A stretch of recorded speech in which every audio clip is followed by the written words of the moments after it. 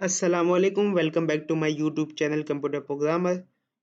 आज की इस वीडियो के अंदर हम कंपोनेंट और डिप्लॉयमेंट डायग्राम्स के कुछ प्रैक्टिस क्वेश्चंस के हवाले से बात करेंगे।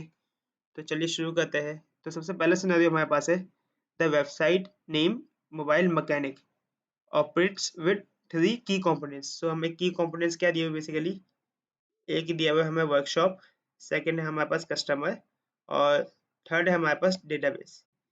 The workshop offers services and also sell parts.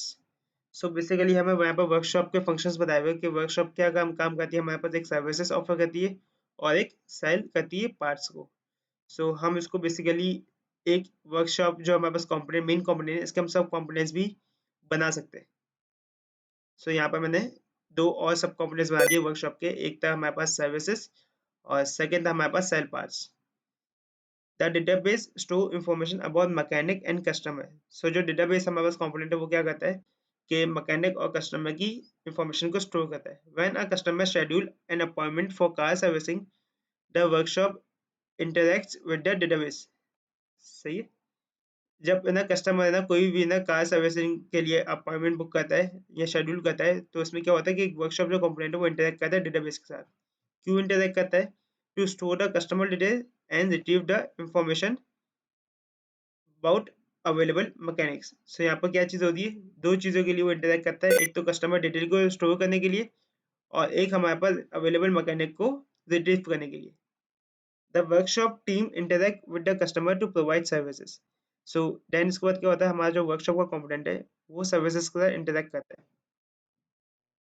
If a customer wishes to purchase a part, अब अगर कोई कस्टमर है ना सर्विस नहीं करना चाह रहा, सही है, वो है ना कोई व्हीकल के पार्ट्स को परचेज करना चाह रहा है, तो उसमें क्या होगा कि वर्कशॉप सबसे पहले वही करेगा कि इन्फॉर्मेशन को सेव करेगा डेटाबेस में और फिर इसके बाद जो पार्ट्स है उसको सेल कर देगा कस्टमर को।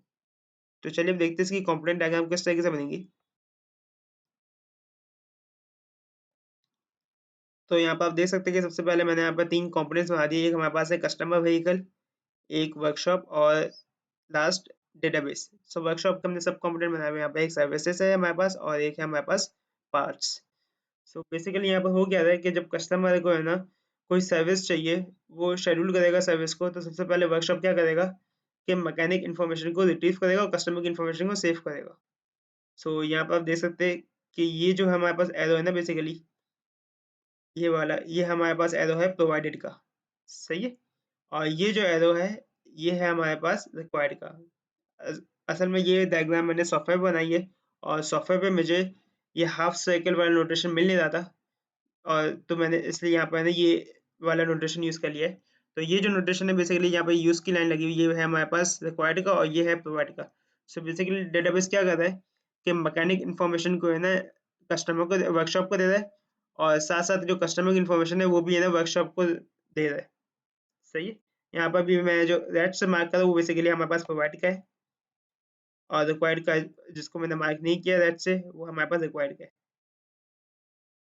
फिर इसके बाद क्या हो रहा है, फिर इसके बाद हमारे पास जो वर्कशॉप है वो कस्टमर को सर्विस दे देती है। जो सर्विस का जो इनर कंपोनेंट है उसको मैंने कनेक्ट कर दिया पोर्ट के साथ, सही है, जिसको हम डेलीगेशन कनेक्टर भी कहते हैं।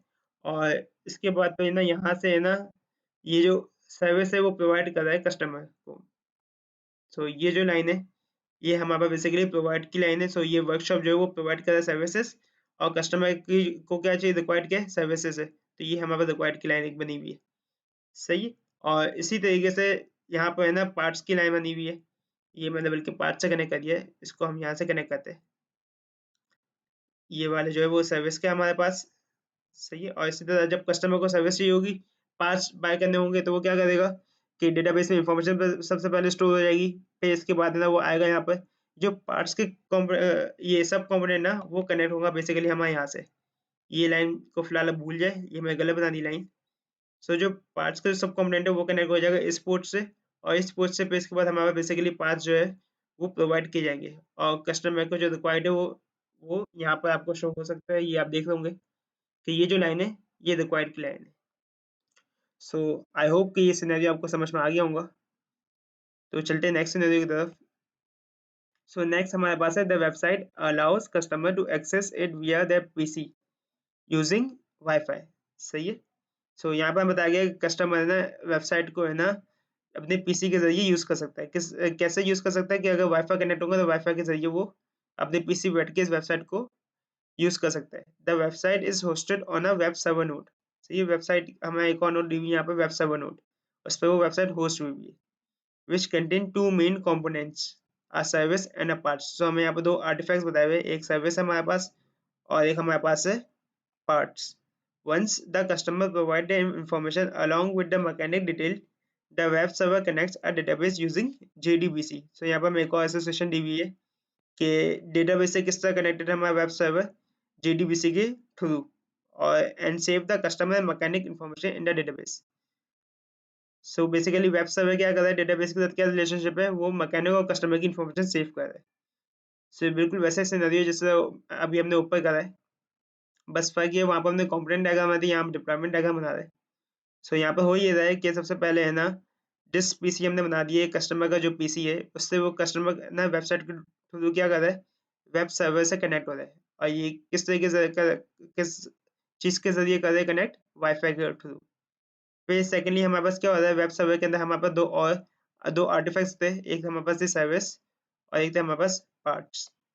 और जब ना कोई भी ना कस्टमर है ना सर्विस बुक करता था या पार्ट्स बाय करता था, तो क्या होता था, कस्टमर मैकेनिक की इन्फॉर्मेशन डेटाबेस के अंदर सेव हो रही थी। सो ये हमने यहाँ पर डेटाबेस से कनेक्ट कर दिया है। और यहाँ पर किस के जरिए डेटाबेस कनेक्टेड है वेब सर्वर से, JDBC के थ्रू। तो हमने यहाँ पे लिख दिया JDBC। और जो हमारा डेटाबेस है उसमें जो इन्फॉर्मेशन स्टोर हो रही है उसके हमने दो और फर्दर आर्टिफैक्ट्स बना दिए, एक है हमारे पास कस्टमर इन्फॉर्मेशन और एक है हमारे पास मैकेनिक इन्फॉर्मेशन। सो काफ़ी आसान से डायग्राम दी है। सो आई होप कि आपको अब अच्छी तरीके से समझ में आ गया होगा कि किस तरीके से डिप्लॉयमेंट और हमारे पास कंपोनेंट डायग्राम बनती है। सो अगर आपको वीडियो अच्छी लगे तो प्लीज़ लाइक करें, चैनल को सब्सक्राइब करें। मिलते हैं नेक्स्ट वीडियो में, तब तक के लिए अल्लाह हाफिज़।